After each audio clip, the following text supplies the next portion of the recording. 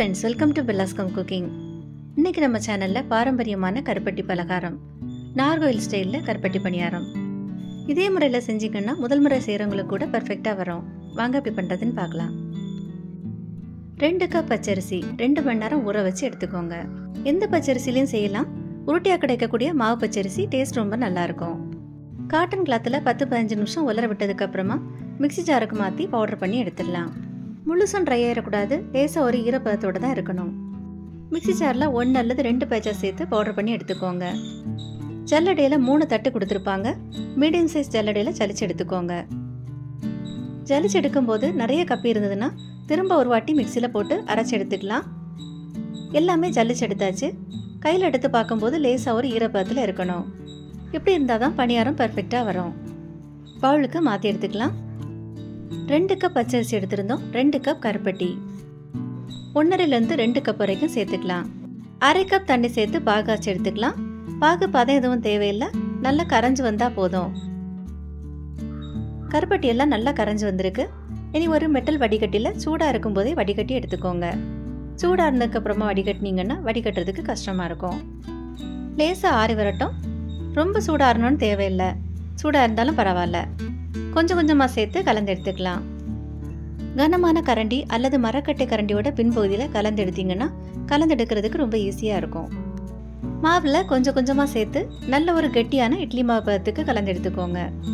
சிலர் பணியாரத்தில் ஏலக்காய் சுக்கெல்லாம் சேர்ப்பாங்க. கேரளாவில் ஜீரகம் வெங்காயம் கூட தட்டி சேர்ப்பாங்க. நார்கோயில் ஸ்டைல் கருப்பட்டி பணியாரத்தில் எதுவுமே சேர்க்க வேண்டிய தேவையில்லை. 2 இன்க்ரீடியன்ஸ் தான். கருப்பட்டியோட ஃப்ளேவரே ரொம்ப சூப்பராக இருக்கும். இட்லி மாவு பதத்துக்கு கெட்டியாக கலந்தெடுத்ததுக்கு அப்புறமா கொஞ்சமா பாகு மீதி வந்திருக்கு. இதுவும் திரும்ப தேவைப்படும். பத்திரமா ஃப்ரிட்ஜில் எடுத்து வச்சுக்கோங்க. அல்லது ஒரு பாத்திரத்தில் தண்ணி வச்சு மேலே வச்சு மூடி வச்சிருங்க. எறும்பு வராமல் இருக்கிறதுக்காக தான். வெளியே வச்சிருந்தாலும் கெட்டு போகாது. இனி இந்த மாவு 6 மணி நேரத்துலேருந்து 1 நாள் வரைக்கும் புளிக்கணும். நல்ல ஏர்டைட் பாக்ஸில் அல்லது துணியால் கட்டி வச்சிடலாம். ஃப்ரிட்ஜில் வைக்கணும்னு அவசியம் இல்லை, வெளியே ரூம் டெம்பரேச்சர்லேயே வச்சிடலாம். பணியாரம் உடனடியாக செய்யணும்னு விருப்பப்பட்டீங்கன்னா கொஞ்சமா 2 பிஞ்ச் அளவு சோடாப்பு சேர்த்து உடனடியாக செய்யலாம். பாரம்பரியமான முறையில் புளிக்க வச்சு செய்யும் போது தான் பெர்ஃபெக்டான பணியாரம் கிடைக்கும். டேஸ்ட் ரொம்ப நல்லா இருக்கும். நல்லா புளிச்சு வந்திருக்கு, நல்லா கெட்டியாகி வந்திருக்கு. இனி இதில் நம்ம எடுத்து வச்சிருந்த பாகை சேர்த்துடலாம். கருப்பட்டியில் 1/2 கப் தண்ணி சேர்த்து பாகாச்சி செய்யும்போது அளவுகள் சரியா இருக்கும். தோசை மாவு பதத்தோட கெட்டியாக இருக்கணும். இட்லி மாவோட கொஞ்சம் இலக்கமாக இருக்கணும்.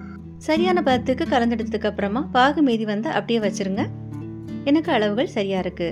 ஒருவேளை பாகு பத்தலைன்னா கொஞ்சமா தண்ணி சேர்த்து கலந்துக்கலாம். எண்ணெய் சூடானதுக்கு அப்புறமா ரொம்ப குறைவான தீயில வச்சு பொரிச்சு எடுத்துடலாம். மீடியம் சைஸ் குழிக்கரண்டியில எண்ணெய்க்கு பக்கத்துல வச்சு மாவு ஊற்றி எடுத்துக்கோங்க. குறைவான தீயில தானாவே பூரி மாதிரி பொங்கி வரும். ஒருவேளை தண்ணி அளவுகள் அதிகமா இருந்ததுன்னா மேல் பகுதியில நெளிஞ்சு சரியா வராது. அப்படி இருந்ததுன்னா 2 டேபிள் ஸ்பூன் அரிசி மாவு கலந்து சேர்த்துக்கோங்க, சரியா வரும். உடனே திருப்பி விட்டுறக்கூடாது.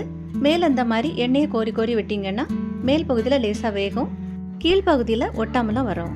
அதுக்கப்புறமா திருப்பி விட்டுக்கோங்க. வேகிறதுக்கு முன்னாடி திருப்பி விட்டீங்கன்னா மாவு வெளியே வந்துடும். வெந்திருக்கு, மறிச்சு விட்டுக்கலாம். ஒருவேளை லோ ஃப்ளேமில் வைக்கும்போது தீ ரொம்ப குறைவாக இருந்ததுன்னா கொஞ்சமாக அதிகப்படுத்திக்கலாம். நிதானமாக வெந்து வந்தால் தான் உள்ள வரைக்கும் நல்லா வெந்து வரும். இல்லைன்னா உள்ள மாவு பச்சையாகவே இருக்கும். பணியாரம் ஒவ்வொன்றா சுற்றெடுத்தால் தான் சரியாக கிடைக்கும். குழிப்பணியார சட்டி இருந்தால் அதில் கூட சேர்த்துக்கலாம். வெந்து வந்திருக்கு, எடுத்துடலாம்.